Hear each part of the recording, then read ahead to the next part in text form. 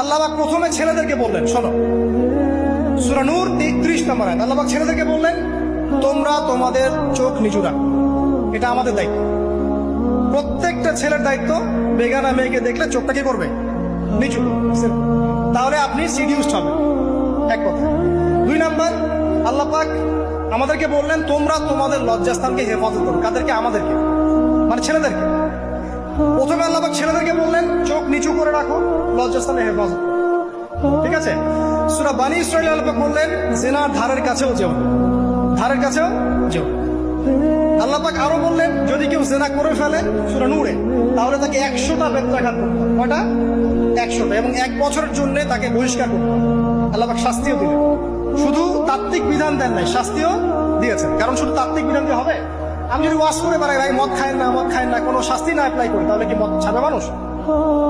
আমরা যদি বলি হত্যা করা মহাপাপ, মহাপাপ, দুর্নীতি করা মহাপাপ, মানুষ দুর্নীতি ছাড়বে? ছাড়বে না, যতক্ষণ না শাস্তি নিশ্চিত করা যাচ্ছে। আল্লাহ পাক তাত্ত্বিক কথা শুধু বললেন না, শাস্তিও নিশ্চিত করলেন। তারপর আল্লাহ পাক আরো বললেন, যদি বিবাহিত কোনো ব্যক্তি ব্যভিচার করে, তাহলে তাকে রজম করতে হবে, মাটিতে পুঁতে তাকে পাথর নিক্ষেপ করে হত্যা করে। ঠিক আছে? শাস্তি। এরপরে দেখেন আল্লাহ পাক মেয়েদেরকে বলছেন, মেয়েদেরকে বলছেন, তোমরা মূলত ঘরে থাকো। যদি বাইরের পরিবেশ তোমাদের অনুকূলে না থাকে, তোমরা ঘরে অবস্থান করো। ওয়াকরনা ফি বুয়ুতিকুন্না ওয়ালা তাবাররুজনা তাবাররুজাল জাহিলিয়াতিল উলা।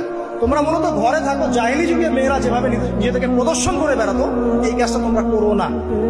যদি করো তাহলে সমাজে বেহায়াপনা, ফায়সা বেড়ে যাবে, তোমরা নিজেরাই ক্ষতিগ্রস্ত হবে, যেটা ওরা হচ্ছে এখন। আচ্ছা, এরপর আল্লাহ পাক আরো বললেন, হে নবী, আপনি আপনার স্ত্রী এবং মুমিন নারীদেরকে বলেন, তারা যদি বাহিরে যায় যেন জিলবাব দিয়ে তাদের পুরো বক্ষ দেশটাকে ঢেকে নেয়। তাহলে পোশাকের সংস্কৃতির শেকড় কোত্থেকে শিখবো? আমি কোত্থেকে শিখবো? আল্লাহ পাক কর্তৃক নাজিলকৃত সর্বশেষ ঐশী গ্রন্থ থেকে শিখবো নাকি? যে বইয়ের মধ্যে কোনো ভুল নাই সেটাই তো আমার শেখার মাধ্যম হবে নাকি? নাকি যে দর্শনে 1000টা ভুল সেটা শিখবো আমি? আল্লাহ পাক এখানে বলছেন, মুমিন নারীদেরকে বলো, বাইরে গেলে পরে তারা যেন জিলবাব দিয়ে, কাপড় দিয়ে সুন্দর করে বক্ষদেশ এবং ঢেকে রাখে। বোরখার কথা এখানে নাই শব্দে। ঠিক আছে? ঢেকে রাখা ঢিলে ঢালা পোশাকের কথা এসেছে। আচ্ছা, আসেন, আল্লাহ পাক আরো বললেন যে তোমরা অমুক অমুক অমুক অমুক, যেমন আপনার বাবা, আপনার ভাই, আপনার এই যে সন্তান, এই যে মাহারাম যারা আছে, এদের সামনে ছাড়া অন্যদের সামনে যখনই যাবে, তোমরা কিন্তু হিজাব অবলম্বন। আল্লাহ পাক হিজাবের বিধান দিলেন, চক্ষু নিচু করতে বললেন, লজ্জাস্থানের হেফাজত করতে বললেন, এবং যদি এর পরেও কেউ ভুল করে ফেলে তাহলে আল্লাহ পাক শাস্তির কথা বললেন। আল্লাহ পাকের সিস্টেমটা সুন্দর হলো না? এই সিস্টেমটা